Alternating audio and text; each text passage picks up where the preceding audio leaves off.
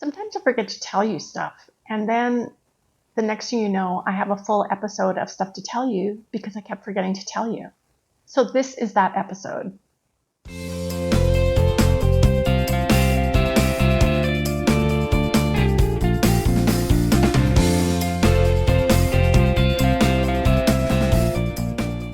I am hot flashing something fierce here, so pardon the glow.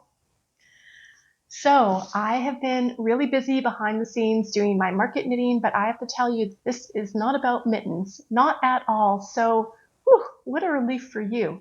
But I do want to mention quickly that I was doing yarn chicken. I've been cleaning up my yarn room, something fierce, and finding lots of small sections of yarn that I want to use up and I don't really know how, and wondering if I would have enough. And I found this wonderful yellow yarn that I had made Cat Mittens from last year.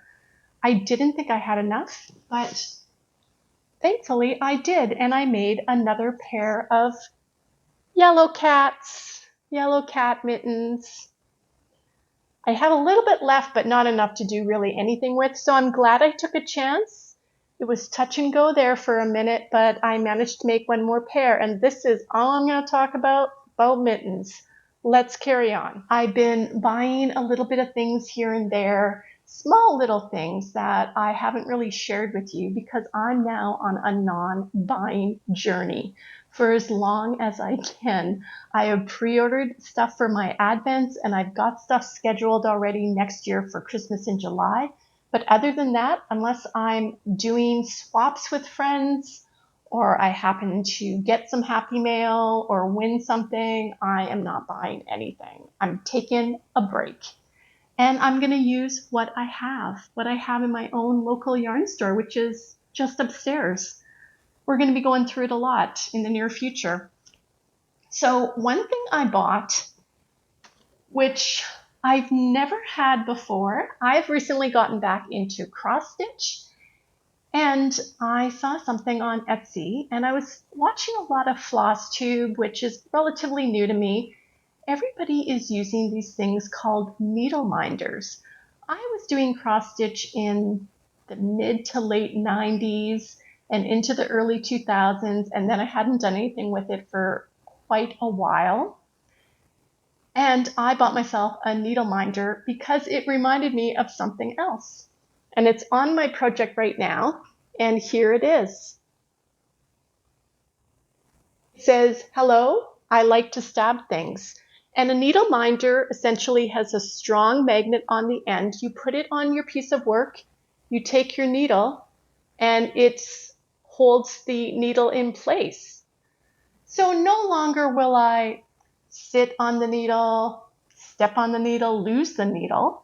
Hopefully this will be helpful for me in the future. And the funny thing is, it reminded me of this. Now, this is my name tag that I made for myself that I wear during markets. It's a little large and offensive. It is. But I've had people see me from a distance and come and talk to me because they just find this is a hoot. I found the pattern for this that I use, because I made this years ago, but I can't see, it doesn't seem to be active. There is a Ravelry page for it, but I couldn't seem to open the pattern on my phone. But I am going to link it below. Hopefully you are able to open it and make yourself one if you want, because I think they're hilarious. Back to this. I bought this on an Etsy shop called The Needle Nanny, and they're out of Calgary, Alberta. It was relatively inexpensive. The only problem was my first one that I ordered never arrived. This happened to me when I ordered some Varielis yarn, and they're out of Edmonton, and I'm like, what's going on in Alberta? I've never had problems with shipping before. I did reach out to the lady because it had been a couple weeks, and I know it was sent through letter mail, but a couple weeks seems like a long time. I just wanted to let her know that I hadn't received it yet and that I was willing to give it more time, and I just wanted her to know. And so she replied and thanked me for that. And then she emailed me back relatively quickly and said, no, it's been too long. I'm going to send you another one. So I've only received one. I'm assuming this is the second shipment that I had, and I never got two of them. So I don't know what's going on, but I think this is a fun idea for cross stitch, which I feel like I'm getting really back into. I also made something that is non-mitten related for my markets, and it's a pig. It's a pig. I made two of them actually. This is just made out of acrylic yarn using a 4mm double pointed needle. And this is my own pattern. This pattern is called This Little Piggy. Now apparently there's quite a few This Little Piggy patterns on Ravelry. I'm gonna link it below. He is so cute, and my pigs sell quite quickly when I put them on the table. So I have two this size, and you can even make it in like really thick, like Bernat, softy chunky, like 6-weight yarn. And this is what it looks like if you make it with a bigger needle and thicker yarn. So it's a fun little toy, and I made two of these. Speaking of patterns, I got an email that got me very excited. I know, an email, woohoo, an email. But I want to read it to you because you guys, I was so excited about this. When I saw the subject line and I didn't know who the sender was, the subject line said hi and help. So I was like, spam. But let me read you this email. Introduces themselves. I'm not going to say the name. Your wonderful fish knitting pattern has been brought to my attention. We are intending to use the pattern and another of herrings for a yarn bombing event sometime in 2025 in North Shields as part of the 800-year anniversary of the town. And I wanted to let you know. These will be knitted by various folks in the community and the local churches. We won't be selling these or making money off them, and I will send you photos as and when we do the display. I trust this will meet with your approval. And this was sent from one of the leaders in the Methodist Church in North Shields, which is in the UK. I was thrilled. This is a free knitting pattern that I have on Ravelry. It's had probably 700 downloads. It's a very simple pattern that I made to create catnip toys, and they're in the shape of little fishes. Obviously, you don't have to put catnip in them, and you can use them for different things, but to be part of a yarn bombing event, I was like, yes, yes, yes, please do this. I cannot wait to see any sort of footage or photography of this. I'm just thrilled that they're going to use my pattern. I did email him back and gave my approval, and I explained to him I had a small YouTube channel and I would love to see any and all photographs of this so I can share it with you and to have it as a memory for me. Now this pattern is called, I have notes because I have so much to tell you guys today. Isn't this ridiculous? It's called A Fish for Kitty, and it's a free pattern on Ravelry. This is what it looks like. And I'm going to link it below if you want to download it and make catnip toys for your cats, or make a bigger version with thicker yarn, whatever you want to do. And we actually have some catnip in our freezer that every so often Hubs is like, why do we have this? Why do we have this? It's because I made catnip toys. And I really should make some for Elfie and for Boris, because those are the cats in my life. I'm kind of like their auntie. So I should use up that catnip. I was told a while ago that catnip is very good in the freezer and it lasts a long time. So yeah, I think I'm going to pull out some of my acrylic yarn and make some of these this winter for them. But isn't that cool? I am just thrilled. I did look up the town.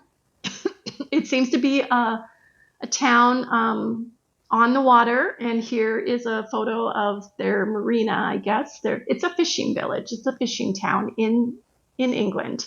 And I was just like, wow. It's funny how a simple little thing like a little pattern can reach out that far to other people. So I'm just thrilled, and I cannot wait to see what they do with my pattern and other fish patterns and how they're going to do a yarn bombing. Another thing I bought for myself is I reached out through Etsy again to Chris, who is the Naughty Bear Crochet. His Etsy store is called Naughty Bear Studio. I'm going to link it below. He also has a YouTube channel, and I bought another one of his stickers. When you see it, you're going to know I had to. I had to. And I put it on my little book here that I've been putting some fun stickers on. And this guy,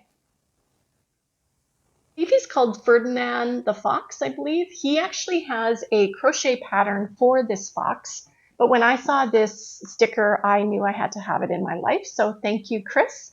Please go over and check out his YouTube channel and, of course, his Etsy store if you would like to look at his crochet patterns or his stickers. He also has other merchandise like tote bags with logos that he's created. In the event and the spirit of cleaning up my yarn space and using yarn that I have started a new project that has nothing to do with my market knitting for a very special dog in my life. I am her auntie. She is new to our family. Hubs's brother and his wife adopted this puppy. Well, she's not a puppy. She's probably 2 years old, but she's a little girl. And first of all, I would like you to meet her. Her name is Mabel, also known as Miss Mabel.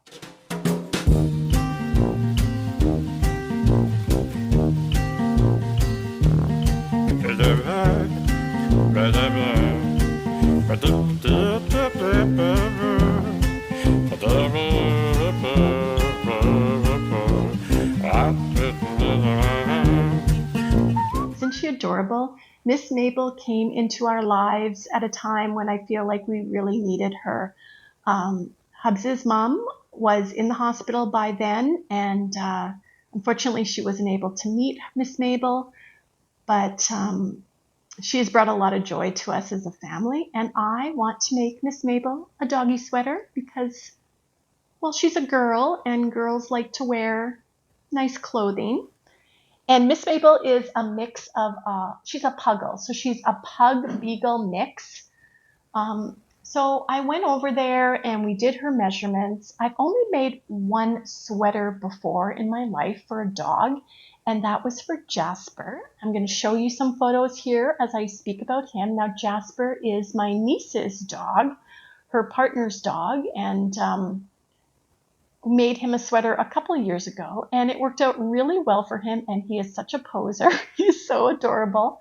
So I thought, yeah, I'm going to make another sweater. And in fact, I had this booklet, this book by Debbie Bliss. And I had bought this online, I think at like a thrift book outlet kind of place. It was relatively inexpensive. I had no dogs in my life. I had no reason to buy this book except for the fact that the patterns were adorable, and it was like, I think, $5 for this book. I did find it on Amazon. I'm going to link it below, but if you just search the title of it, Debbie Bliss, you may be able to find it at a book outlet place like I did.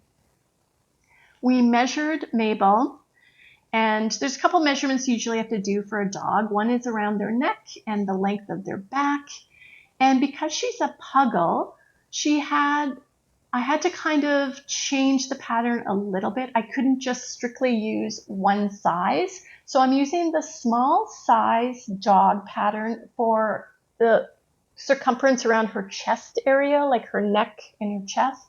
But I'm using the large size dog pattern for the length of her back because her back is a bit longer.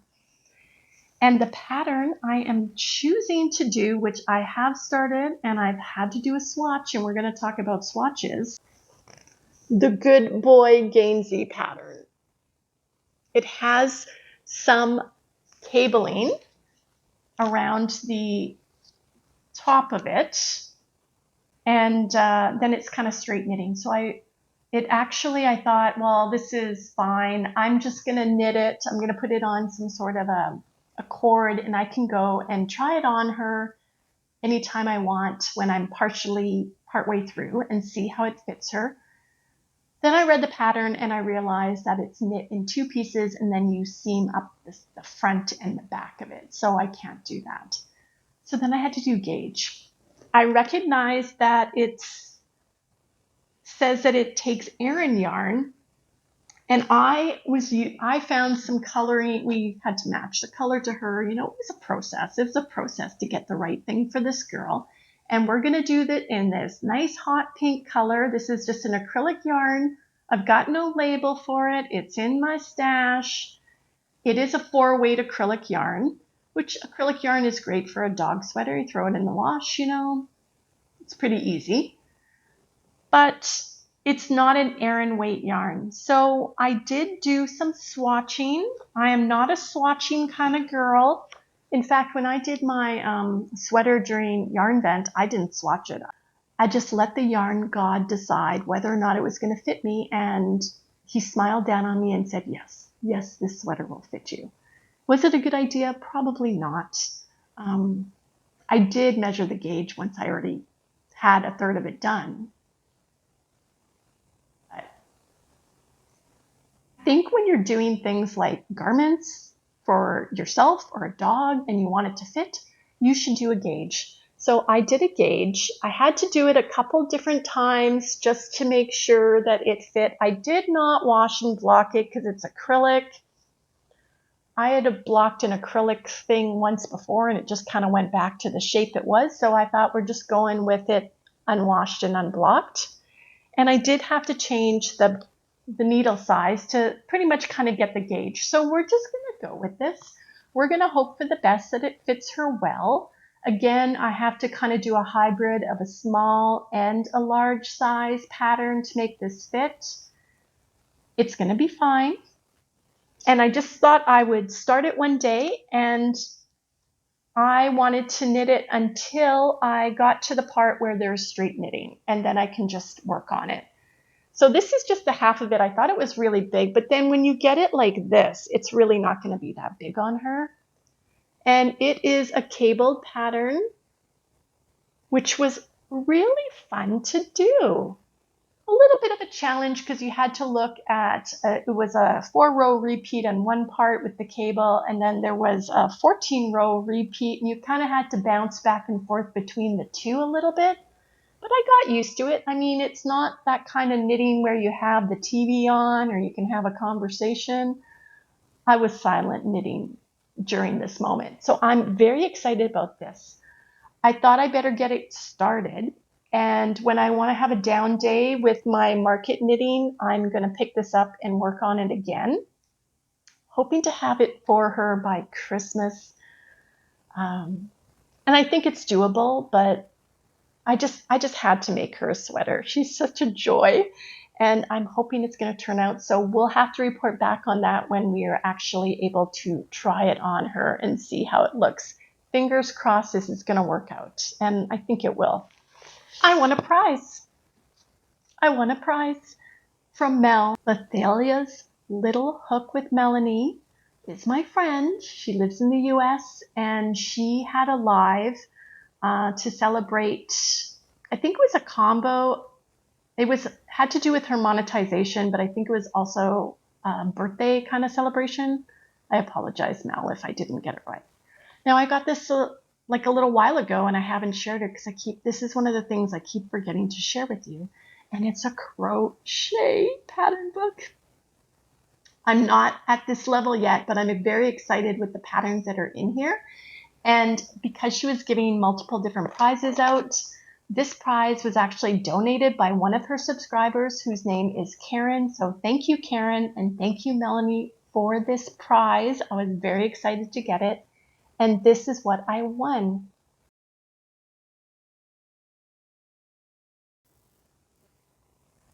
I'm going to link it below if this is something you're interested in. Apparently, a lot of people are talking about this book.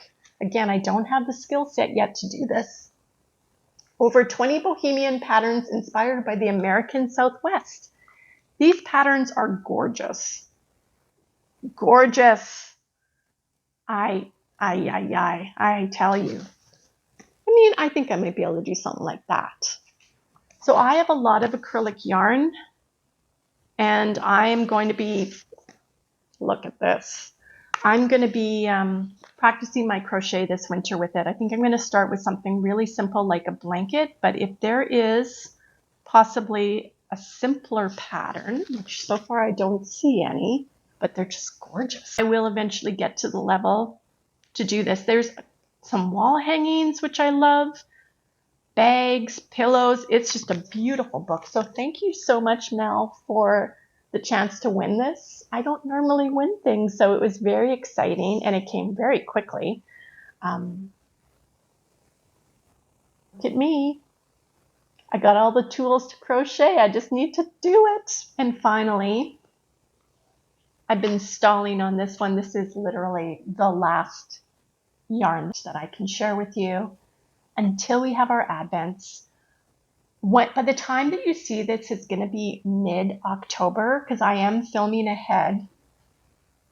And I have 2 big markets. I have a 4-week break between the 2, so I know I'm going to be doing a lot of extra product between the 2 to try to fill a void if something sells out. They're both large markets, a lot of traffic. I hope to do well. So I'm filming ahead because I want to have the time to just work on the market stuff behind the scenes and have a break from YouTube so I can do this.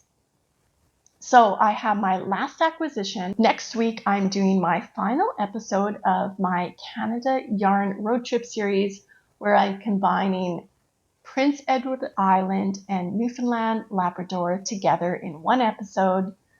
There wasn't as many yarn options for that, so we're just going to do a twofer and do them together. And then after that episode will be my how my market went episode, because it's going to give me a little bit of time, a little bit of downtime. I will be taking footage during the market, and I'll show you my booth and my display, and I'll let you know how things went. And then we'll carry on from there. Color of my fiber is Quebec dyer. I have bought stuff from her before. Wasn't planning to do this purchase, but she had a sale on her Etsy store for 30% off of everything. Now, I had been eyeing up a pack of her minis for some time. I had it in my favorites. I kept going back and looking at it because it is totally my colors. This was my chance. This was my chance to do it. And I have no regret that I've done it. So I got this a few weeks ago now. And she always flat packs, like vacuum seals out the air and sends her yarn letter mail whenever she can. So I haven't even opened it from the flat pack. This is what it looks like when you get it. I was thinking of maybe getting one of those machines where I can suck the air out of my mittens and sell them and then start selling them online, because the thing that's really deterring me from doing that is the shipping. Some of my mittens are quite thick and they will not fit through that little slot that it has to fit through to make it eligible for letter mail. So it's kind of been on my mind. I don't know if I'm going to do it. A lot of the companies like Etsy and stuff have such exorbitant fees when you buy anything, like what they take from the sellers, that I don't know if it's worth my time to do it. I do enjoy the engagement of market selling where you're face to face with people, but I've had many people reach out to me to want to buy my products, and I'll be honest, I've just been kind of lazy and I don't want to have to deal with the shipping portion. If I knew for sure this is going to cost you $10 to ship and I was confident, I would just do it. But the shipping is really up and down depending on where it's going. I can send the exact same thing to 2 different locations and there can be like a $15 difference in the shipping. Like you're looking at $25 on average to ship a pair of adult mittens within Canada. And that's just ridiculous to me. So that's why I don't ship. But I've been thinking about those sucking air out machines and wondering if I should do it. But let's get back to this order. So color of my fiber, she has an Etsy store. Her name is Barbara. I'm going to link it below. She has so many listings, so many. It's unbelievable. I'm going to open this up and we're going to take a look. As soon as you can literally hear the air. See how it puffed out? I don't know if you saw that. So this was a colorway and it is done flat. So I'm just going to, I'm not going to do it. This colorway was called Toffee Cat. Each one does have an individual name, which I will show you, but there is six colors in here. And because it was 30% off, I got it for $30, which was incredibly inexpensive. You get some tea, cute sticker. I'm going to put that on my book right away. And some stitch markers in the package. All of these are fingering weight yarn. They are 80% merino, 20% nylon. This is the first one, which is very light cream with some speckles. This is called Secretary Bird. It is toffee, starfish. Look at how it's got the toffee cat. Dark charcoal. Ooh, and black. So when we put them together, this is what we get. Just gorgeous. I'll show you the picture of the listing here. It's probably easier to see them because they're not wound up. But you know, when you see a sale like this and you've been eyeing something up for a long time, it's very hard not to resist. So that is, I mean, you're going to see yarn next week. You're going to see yarn that I bought a long time ago with the Canada Road Trip Yarn series. Looks a little better. So these are the colors. Oh, I just love it. I just love it. I mean, I just have to take one like 100 gram hank with this stuff, and I just think it would be gorgeous together. Thanks so much for putting up with my mishmash today of things I forgot to tell you. And I hope you're doing well. Next week is the Canada Yarn Road Trip series for the rest of the east coast of Canada. And until then, my friends, I'll be knitting in the background here. And I will see you next Wednesday. Take care and bye for now.